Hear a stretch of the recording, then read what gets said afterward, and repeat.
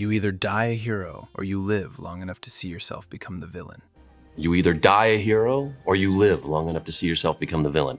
We always thought this was just a philosophical line from a Batman movie. But at this agency, we don't believe in coincidences. We believe it was a prophecy, a warning, hidden in plain sight. Welcome back to the evidence room. I'm the lore inspector. Today, we are dusting off the oldest file in the MCU. We are questioning everything you think you know about the face of the Marvel Universe. We are investigating the possibility that Tony Stark never actually existed. Let's go back to the ruins of Titan. Doctor Strange viewed 14,605 futures. He told Tony there was only one way to win. We all assumed he meant there was only one scenario where Thanos dies. But ask yourself this: in infinite possibilities, is it statistically possible that the Avengers lose every single time? Or is it possible that they won in thousands of those futures, but Strange saw something worse than Thanos waiting in the aftermath? What if, in every timeline where Tony Stark survives the snap, he eventually discovers his true lineage? What if the win condition for Strange wasn't saving the universe from the Mad Titan, but saving the multiverse from the rise of Doctor Doom? Strange didn't sacrifice Tony to save the universe. He sacrificed Tony to save the multiverse. You think I'm reaching? Let's look at the hard evidence. Exhibit A, the 4th of July paradox. This is the smoking gun that nobody talks about. In Avengers Endgame, Tony and Steve Rogers travel back to the SHIELD base at Camp Lehigh. The date on the screen is crystal clear: July 4th, 1970. 0404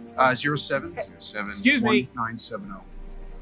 Are you sure? Tony meets his father, Howard Stark. Howard is a nervous wreck. He tells Tony, quote, "The missus is expecting." He is talking about his wife, Maria, being pregnant at that exact moment. But here is where the timeline snaps. According to official MCU records, Tony Stark was born on May 29th, 1970. Do the math with me. If Tony was born in May, why is Maria Stark still pregnant in July? The child in Maria's womb on July 4th cannot be the Tony Stark we know. That child hasn't been born yet. Or maybe that child was the real Stark and he never made it out of the hospital. So, who is the man RDJ has been playing for 15 years? Enter our prime suspect, he who remains, the man at the end of time. We know he pruned countless timelines to create the sacred timeline. We thought he was just hiding from his own variants, the Kangs. But what if he was hiding from something else? In the multiversal war, there is one force that rivals Kang's intellect: Doom. Here's the theory. The entity known as Doctor Doom is an anchor being, a being so crucial to existence that you cannot simply erase him without unraveling reality itself. He who remains couldn't kill Doom. So, he did the next best thing. He rewrote his story. Imagine you are he who remains. You find a young, orphaned Victor Von Doom in a conquered reality. You can't kill him. You let Howard and Maria Stark adopt Victor, who just lost their real child. You let them give him a name of their lost child. You give him a life of luxury, technology, and ego to distract him from his magical destiny. The entire Infinity Saga wasn't just a story about heroes, it was a prison. A gilded cage designed to keep Victor Von Doom busy playing Iron Man. Every villain Tony faced, every suit he built, it was all a distraction engineered by the Time Variance Authority to keep him from realizing his true potential. This explains everything. It explains why Tony was cursed with knowledge. It explains his obsession with a suit of armor around the world, a distinctly Doom-like ambition. And it explains why Strange had to let him die. Because if Tony Stark lived past Endgame, if he had time to investigate his parents and their lost child, and most importantly, who he really is, he would find out he was born to become the true ruler of Latveria. But now, the script is broken. He who remains is dead. The TVA isn't working for him, and the resurrection of Robert Downey Jr. isn't a casting gimmick. It is the inevitable collapse of the lie. The actor has left the stage. The Stark persona is dead, and the king is finally taking his throne. You either die a hero or you live long enough to become the villain. Tony died a hero in one timeline, but now the multiverse is open and we are about to meet the man who lived. But that's just my theory. Did Strange let Tony die to save his timeline from him? Is the date mistake a plot hole or the ultimate clue? Leave your testimony in the comments. I'll be reviewing the evidence below. For more investigations, join the agency by hitting that subscribe button and ringing the bell. Case closed for now.